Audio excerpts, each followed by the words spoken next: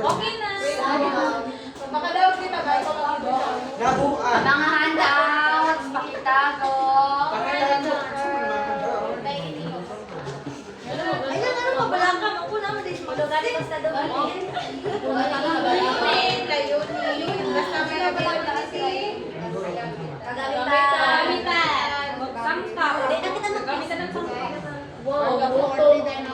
Isang tap malay siya. Mayroon naman tayong 10 katanungan. 10 katanungan.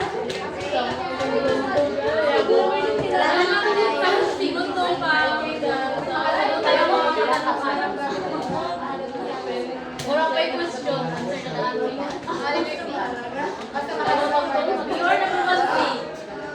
Ang katanungan ay babasahin 2 beses lamang at bibigyan kayo ng 5 segundo para pag-usapan ang inyong kasagutan. At kapag tapos ng 5 segundo, pakitama ang inyong papel ng isang sagot.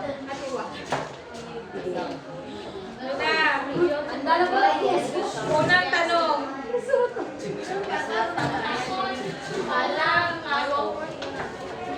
Napatay na sito. Uy. Ay, pato. Pato? Tuya! Handa na! Unang kasagutan, unang katanungan. Unang katanungan.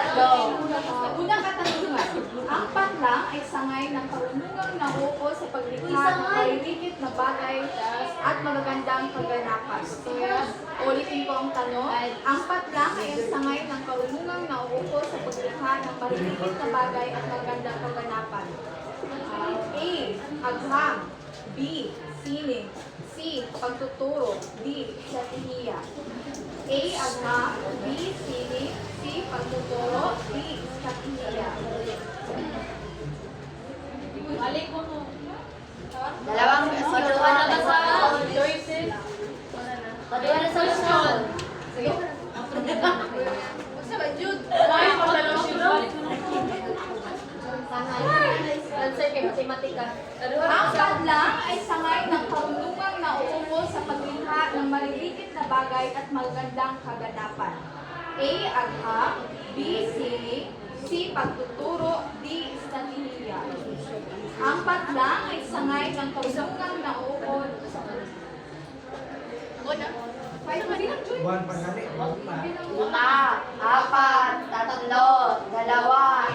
itaas ang kasagutan. Taas ng kamay. Ang tamang sagot, Siyon. ang tamang sagot ay letra C.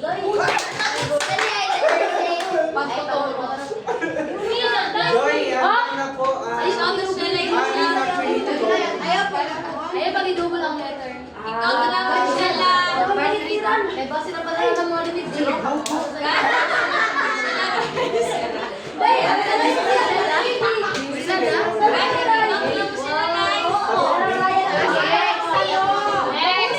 Dalawang katanungan. Ito ay ang uri o kalikasan ng paksang. Ang paksang itinuturo sa asignatura at ng paksang aralin ay variable sa pagpili ng angkop na paraan ng pagtuturo. A. Layunin. B. Paksa. C. Mag-aaral. D. Guro. Ito ang uri o kalikasan ng paksang ituturo ng asignatura at ng paksang aralin ay variable sa pagpili ng angkop na paraan ng pagtuturo.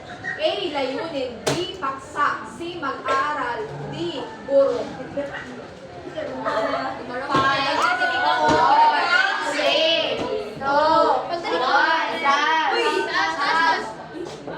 Ang tamang sagot ay letra B.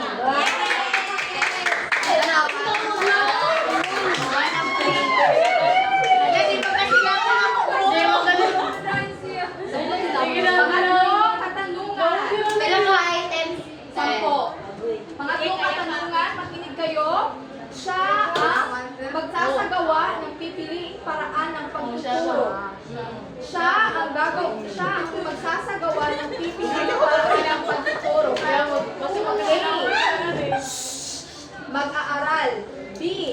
kagamitan. C. Kapaligiran ng paaralan. D. Guro. A. Mag-aral. B. Kagamitan. C. Kapaligiran ng paaralan. D. Guro. 5, 4, 3, 2, 1. Tas. Ang tamang sagot ay letra D. Lahat ay nakakuha ng tamang sagot. Pang-apat na katanungan. Huwag ka.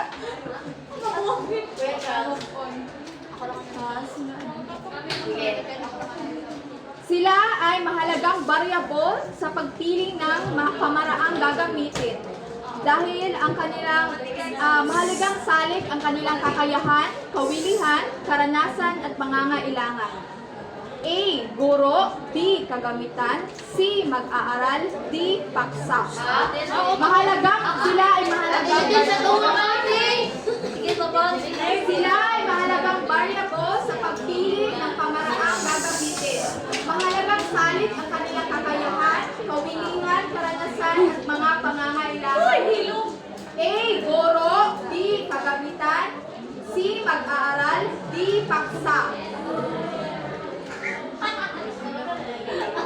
5, 4, 3, 2, 1. Itaas yung sagot.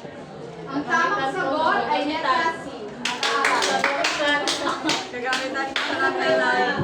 Pero, Ikaw. Nana ba kayo sa panglima? Ito ay Nana kayo? Handa na po. Ito ay isang proseso kung saan ang isang tao o sistema ay nagbibigay ng impormasyon o reaksyon tungkol sa isang produkto, serbisyo, ideya o pagganap. Again, ito ay isang proseso kung saan ang isang tao o sistema ay nagbibigay ng impormasyon o reaksyon tungkol sa isang produkto, serbisyo, ideya o pagganap. A. Reaksyon. B. Pagwawasto. C. Pagsa. D. Pananaliksik. A. Reaksyon. B. Pagwawasto. C. Paksa. D. Pananaliksik. 5, 4, 3, 2, 1. Taas ang mga sagot. Nakakuha ng, ang tamang sagot ay letra A.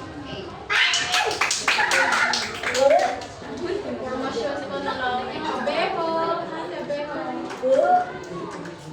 Handa na kayo? Ready na kamo? Ano ang katangian ng guro na tumutukoy sa kanyang kakayahan sa pakikipagtalastasan? Again, ano ang katangian ng guro na tumutukoy sa kanyang kakayahan sa pakikipagtalastasan? A. Malikhain at may pagkukusa. B. Maunlad at mapanaliksik. C. Kaaya-ayang katauhan. D. May kasanayan sa pakikipagtalastasan. 5, 4, 3, 2, 1. Raise your answer. Everybody got the correct answer.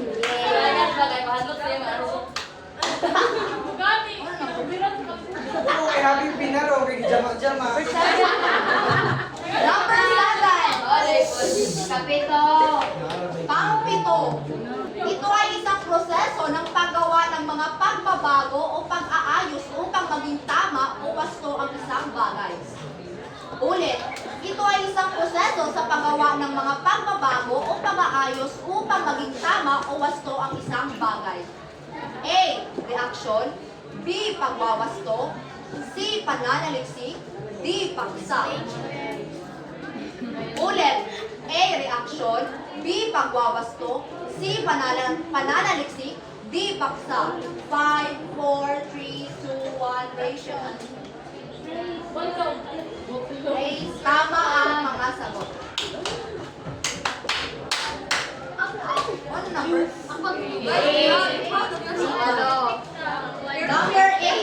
Number 8. Ano ang mahalagang katangian na nagpapakita ng pagiging makatao ng isang guro? Ulit, ano ang mahalagang katangian na nagpapakita ng pagiging makatao ng isang guro? A. Maunlad at mapanaliksik. B. Makadiyos, makatao at makabayan. D. B ay C, may kaaya-ayang katauhan. D, may wastong salubin hingil sa prosesyon. Ulit? Ulit. Ano ang mahalagang katangian na nagpapakita ng pagiging makatao ng isang guro? Makatao ng isang guro. A, maunlad at mapanaliksik. B, makadiyos, makabayan at makatao. C, may kaaya-ayang katauhan. D, may wastong salubin hingil sa posisyon. 5, 4, 3, 2, 1. Raise your answer. Ano yung group? 3. Ang group 3 got the wrong answer.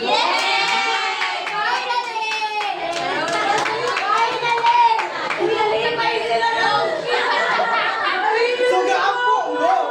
Malipay jud mo.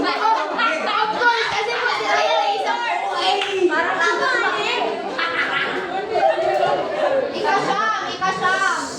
Okay na dyan. Ikasyam mo.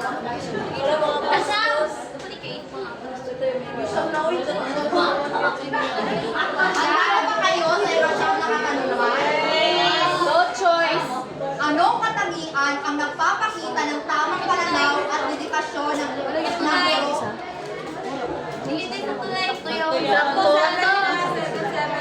Saday? Okay na.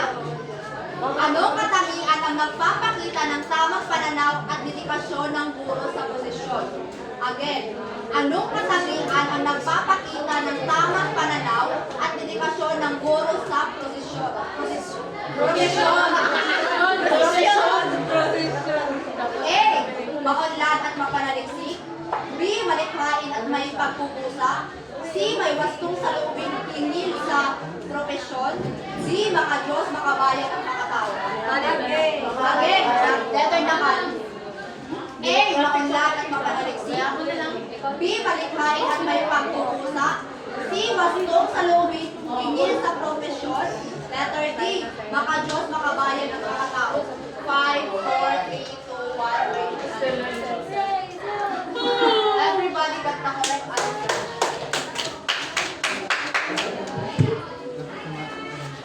Last number. Ang panghuling katanungan. Sian. Sa mga halimbawa ng mga katangian ng mabuting guro, isa na rito ang may kaaya-ayang katauhan. Alin sa mga sumusunod ang hindi nabibilang sa ganitong katangian? Letter A, malusog. B, may bukas na isipan sa pagbabago. C, may katamtamang hina ng tinig. D, maayos at angkop ang kanyang pananamit. Muli, ang mga sa halimbawa ng mga katangiang mabuting guro. Isa sa halimbawa nito ang may kaaya-ayang katauhan. Alin sa mga sumusunod ang hindi nabibilang nito? A, malusog. B, may bukas na kaisipan. May bukas na kaisipan sa pagbabago. C, may katamtamang hina ng tinig. D, maayos at angkop ang kanyang pananamit. 5, 4, 3, 2, 1. Ang tamang sagot ay letter C.